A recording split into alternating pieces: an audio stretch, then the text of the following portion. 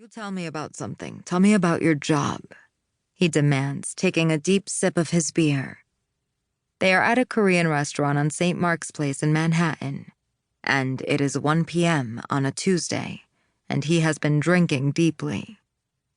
I'm just working at the university library, Bobby, she reminds him. He looks confused for a moment, and then nods, vigorously, covering up the evidence of his memory lapse. Tell me about classes. Elena is in graduate school at NYU, getting her master's in history. She is writing her thesis about the way cotton production in South America changed the fashion industry in the United States and the lives of garment workers in New York City. She is working with professors from Stern for the economics and students from NYU's costume studies program for the fashion. She has sent her father article after article about her research. She tells him everything about her life, and he tells her nothing. She comes home to Philadelphia at least once a month, and she has listed her classes for that semester at least 3 times, watching her mother's hand tighten on her wine glass in frustration as she, who knows her daughter's life well, mouths along, watching her father nod and smile, knowing he will remember nothing, hoping she is wrong. What are you taking? But she is never wrong about him. Heat rises up her throat, and she swallows water, pushing it down where it belongs. I think you need some help with your mental health, she tells him, her voice low. What is this bullshit term? I read about this in the paper. What is this? He asks, his voice curious, amused. Your mind, your mental condition, she says. They have never talked about this. Her father does not really talk with anyone. He talks at people. He talks at her.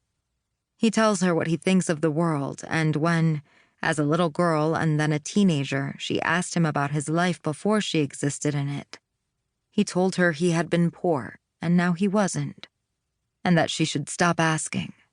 So she did. Have you given any thought to what you are going to do after you graduate? He asks her, finishing his beer. He gestures to the waitress for another one. The only other people in the restaurant are a group of college students filling up on the free kimchi, 4 kids sharing a single order of bibimbap. Elena's father looks at them. Poor kids, I was like that. In college? Elena asks timidly. He never talks about himself. She knows he won't answer her questions, but something inside of her compels her to ask. Maybe it is the disappointment that her carefully constructed attempt to talk about his mental condition burned down so quickly. Maybe it's the beers, which she can see have loosened him, the way alcohol sometimes does. Other times it tightens him, making him tense and sharp. Even in his drinking, he is inconsistent and impossible to predict. I used to live around here. Did you know that?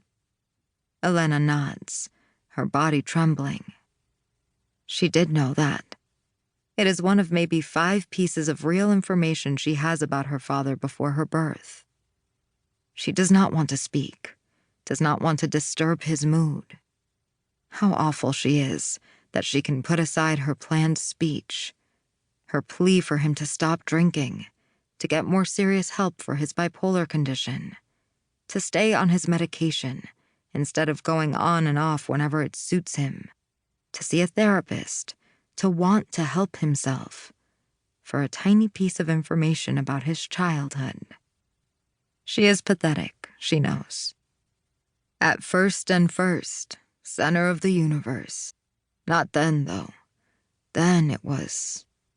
God, what are those rents like now? Expensive, she breathes out. He nods, like she has delivered vital wisdom. We should go over there. You want to go over there? I can show you my old neighborhood. We can take a walk. You got time? Elena has class in an hour. She does not care. She has never missed a class in her life. Not in college, not now. She is due